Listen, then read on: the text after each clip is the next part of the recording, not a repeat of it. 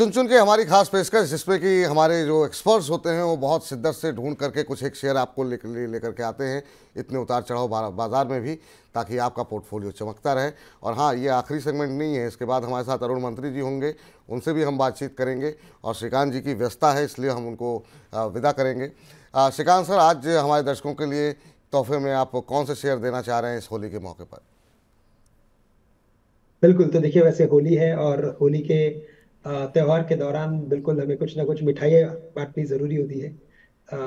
तो और हमारे दर्शक, वैसे देखा जाए तो हमारे एक रिश्तेदार है, काफी बड़े हमसे जुड़े रहते हैं। बिल्कुल। तो हमें लगता है कि देखिए, यहाँ पे आने वाले कुछ महीनों में हमें लगता है कि मेटल्स में अच्छी खासी तेजी बन सकती है। उसका रीजन यही है कि चाइना में भी कई सारे स्टिमुलस आते जा रहे हैं, वहाँ की इकोनॉमी सुधरती जा रही है।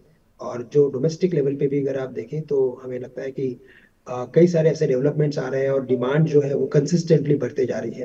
तो जितनी भी डोमेस्टिक कंपनीज है related to metals, related to specially steel, काफी अच्छा परफॉर्मेंस दिखा सकती है। हमें लगता है टाटा स्टील को करंट लेवल से खरीदा जा सकता है, जो तकरीबन 150 के करीब अभी ये ट्रेड कर रहा है। ये स्टॉक कम से कम 175 के लेवल्स तक आने वाले कुछ हफ्तों में जा सकता है। तो ये पोजिशनल ट्रेड है। स्टॉप लॉस आपको रखना पड़ेगा 144 का। अगर आप ट्रेडिंग पोजीशन बनाते हैं, अगर आप इन्वेस्टमेंट्स करते हैं, तो मैं कहूंगा कि इसे आप बाय एंड होल्ड की स्ट्रेटेजी के बेसिस पे होल्ड करके रखिए। साथ ही साथ हमें लगता है कि इसके अलावा अगर किसी स्टॉक में अगर आपको फोकस करना है तो प्राइवेट बैंक में इंडसइंड बैंक ये काफी अच्छा विकल्प रहेगा। इंडसइंड बैंक शॉर्ट टर्म में हमने काफी अच्छा करेक्शन आते हुए देखा है। तकरीबन अभी ये स्टॉक 1500 के करीब आ चुका है। तो 1575 1580 के टारगेट्स रखें। स्टॉप लॉस आपको रखना है, अगर आप ट्रेडिंग पोजीशंस बनाते हो तो आपको बिल्कुल स्टॉप लॉस रखना पड़ेगा, और वो 1470 रुपए का हो सकता है। लेकिन इवेंचुअली हमें लगता है कि ये स्टॉक कुछ हफ्तों में 1575 तक आ सकता है, लेकिन लॉन्ग रन में हमें लगता है कि शायद ये स्टॉक 1800 पे भी लेवल्स दिखा सकता है।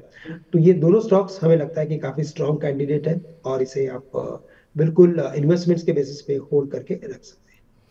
बिल्कुल, तो इन्वेस्टमेंट के लिहाज से, निवेश के लिहाज से, वो तमाम दर्शक जो हमें लगातार टिप्पणी कर रहे हैं और पूछ रहे हैं कि कहाँ पे इस समय निवेश करना चाहिए, तो ये वो दो शेयर श्रीकांत जी की तरफ से निकल करके आते हुए इंडसइंड बैंक में खरीदारी की सलाह उनकी तरफ से है। 1501 के आसपास खरीद अभी चल रहा है, उसी भाव पे खरीदने के आशंका सलाह दी गई है। 1470 रुपये का आपको एक स्टॉप लॉस लगाना है, और ऊपर की तरफ वो 1575 रुपये तक के लक्ष्य को देख रहे हैं।